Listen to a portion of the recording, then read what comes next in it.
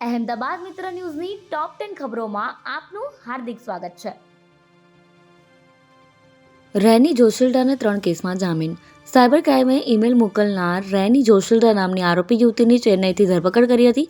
તેને કસ્ટડીમાં પોલીસ સાથે પણ ઝપાઝપી કરી હતી. અત્યારે રૈની જેલમાં છે, ત્યારે તેને ઉપરોક્ત ફરિયાદો પૈકી નરેન્દ્ર મોદી સ્ટેડિયમમાં બોમ્બ મૂકવાની ધમકી, પોલીસ સાથે ઝપાઝપી અને પ્લેન ક્રેશ વખતે બીજે મેડિકલ કોલેજને અપાયેલી ધમકીના કેસમાં જામીન મળ્યા છે. જો કે અન્ય 3 કેસ પણ તેની સામે હોય અને તેની કાર્યવાહી બાકી હોય, હાલ તો તેને જેલમાં જ રહેવું પડશે. બીઆરટીએસ બસ અને રિક્ષા વચ્ચે અકસ્માત. અમદાવાદના રખિયાલ વિસ્તારમાં ગત મોડી રાતે બીઆરટીએસ બસ અને રિક્ષા વચ્ચે અકસ્માત થયો હતો. બીઆરટીએસ બસના ચાલકે સ્ટીયરિંગ પરથી કાબુ ગુમાવતા બસ રેલિંગ તોડીને ડિવાઈડર પર ચડી ગઈ હતી.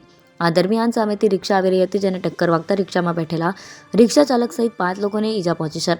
તમામને સારવાર માટે હોસ્પિટલ ખસેડવામાં આવ્યા છે અને આ અંગે ટ્રાફિક પોલીસે ગુનો નોંધી તપાસ હાથ ધરી છે. ગુજરાત કોંગ્રેસના 7 નેતાને હાઈકમાન્ડનું તેડું. ગુજરાત પ્રદેશ કોંગ્રેસ સમિતિના પ્રમુખ તરીકે શક્તિસિંહ ગોહિલે રાજીનામું આપ્યા બાદ ગુજરાત કોંગ્રેસના નેતાઓને દિલ્હી બોલાવવામાં આવ્યા છે. રાહુલ ગાંધી અને મલ્લિકાર્જુન ખડગેની અધ્યક્ષતામાં બેઠક યોજાવાની છે. પૂર્વ પ્રદેશ અધ્યક્ષો અને વિપક્ષના નેતાઓ સાથે બેઠક કરશે. આ બેઠકમાં નવા પ્રદેશ પ્રમુખ અંગે ચર્ચા કરવામાં આવી શકે છે.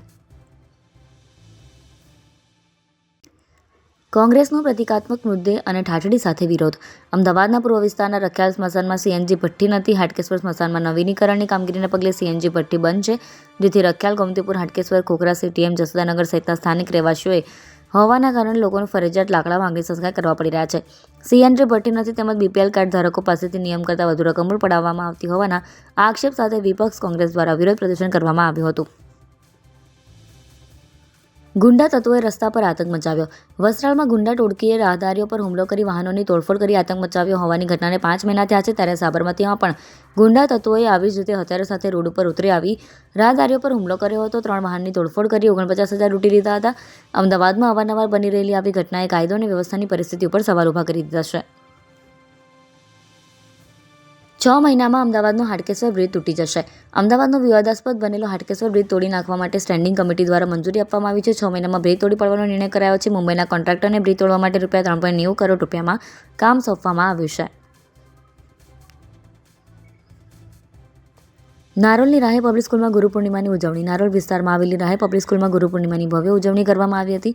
આ પ્રસંગે વિદ્યાર્થીઓએ તેમના શિક્ષકો પ્રત્યે આદર અને કૃતજ્ઞતા વ્યક્ત કરી હતી. વિદ્યાર્થીઓ પોતાના શિક્ષકો માટે ફૂલો અને ભેટ સોગાદો લઈને આવ્યા હતા.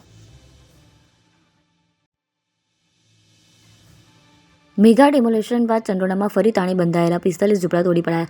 મ્યુનિસિપલે 2 મહિના પહેલા દાણીલીમડામાં આવેલા ચંડોળા તળાવમાં ગેરકાયદે તાણી બંધાયેલા 2000થી વધુ કાચા પાકા મકાન તોડી પાડ્યા હતા. જોકે તેમ છતાં પણ ચંડોળામાં ફરીથી તાણી બંધાયેલા 45 ઝૂંપડા તોડી પાડવામાં આવ્યા છે. બિઝનેસમેન યુવકની પૂર્વ મંગેતરનું કારસ્તાન. બિઝનેસમેન યુવકની ડેન્ટિસ્ટ પત્નીનું ફેક ઇન્સ્ટાગ્રામ આઈડી બનાવી અભદ્ર લખાણ લખી ડેન્ટિસ્ટ યુવતીને બદનામ કરવામાં આવી હતી. તપાસ કરતા ચોંકાવનારી વિગત સામે આવી કે બિઝનેસમેન યુવક સાથે 2 વર્ષ પહેલા એક યુવતીની સગાઈ થઈ હતી. લગ્ન પણ થવાના હતા. જો કે સગાઈ તોડી યુવકે ડેન્ટિસ્ટ યુવતી સાથે લગ્ન કરતા પૂર્વ મંગેતરનું આ કારનામું કર્યું હતું. અમદાવાદ ક્રાઇમ બ્રાન્ચે વધુ તપાસ હાથ ધરી છે. ડીઆરઆઈએ ફરીથી એરપોર્ટ પર ગાંજો પકડ્યો.